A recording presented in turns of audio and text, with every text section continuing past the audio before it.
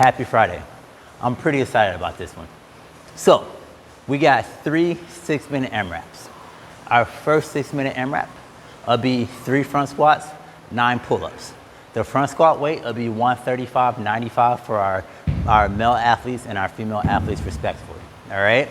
So front squat, we can squat clean the first one. So we kind of start here.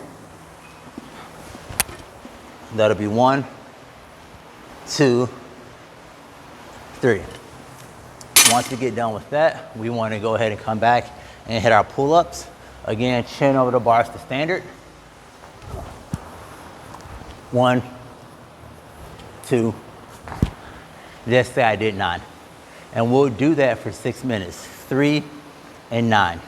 When 6 minutes is up, we'll have a 2-minute intermission. We want to add more weight.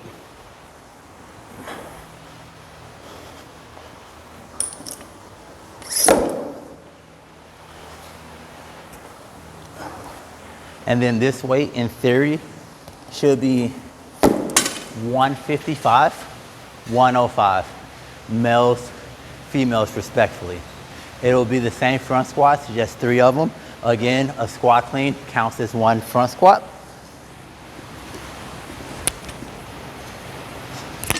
So 3 of those. Now we have 6 chest to bar pull-ups. So it'll be 3 front squats, 6 chest to bar pull-ups. Anything below the collarbone counts as a rep.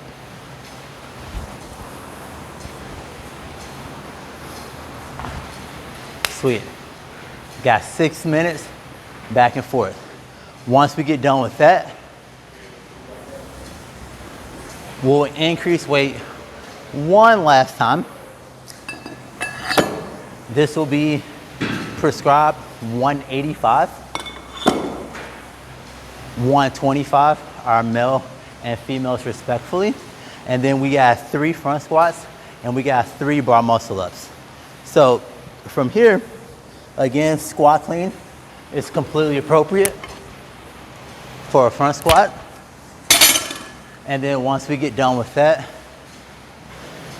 we got a bar muscle up. Chalk up my hands. Hopefully I don't fail my first attempt on camera in front of the whole class, because I'm just simply not going to do it again. So we come here, bar muscle up, and we got 3 and 3. All right. And so again, it's a 6-minute clock. Complete as many rounds as possible with each one and have fun. Ascending front squat, ascending skills, 6 minutes, fixed time. It'll be great. Go get it. And the skill time that we have for the remainder of the class on Friday, we want to work on our pistol progression. So this is a skill that everybody should want to learn. It's just because it kind of highlights like left versus right, strong versus weak, like areas of opportunity to get better, right? So ways to kind of start this. The very, very simple, basic way is loading more weight on one leg than the other, right? That's kind of the genesis of the pistol. So one way we can do that, we can just simply kind of get our foot off the ground and our toe connected to the ground, and then we just load our front leg down more than we do our back leg.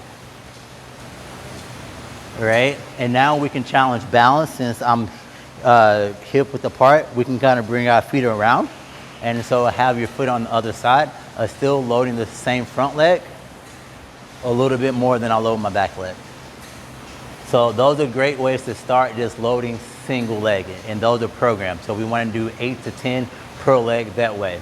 As we get good at this, we just want to suspend the leg and we want to hook it to the bottom of our calf, right? And so now I'm just still going to load one leg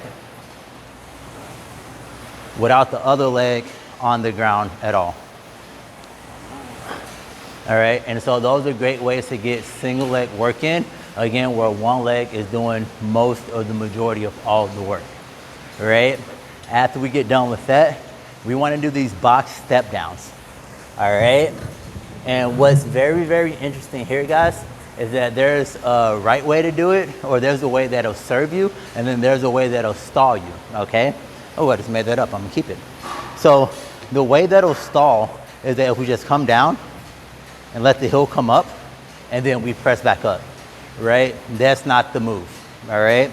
A way that'll serve you is that as we come up, we break at the hips, we keep the toe behind the heel because that'll load the leg that's on the box, and we go as slow to the ground as we possibly can. And then we go ahead and explode up. So we really want to control that negative. Now, as we get better at this, it'll be the same thing. And so now, as I'm blowing this down, my suspended leg can come out in front, and it doesn't take as nearly as much hamstring strength or flexibility to come down to the bottom and then drive up, all right? And so those are the ways we can kind of progress from the top down. Remember, it's all about the breaking the hips, and then as we get stronger on the leg that's connected to the box, then we can kind of start playing at the bottom with leg raises and things like that. And I believe those are programmed there too, all right? And so after we get done with that, my friends, we can go ahead and start sitting, right? So this would be pretty cool because this kind of allows us to get set exactly the way that we want.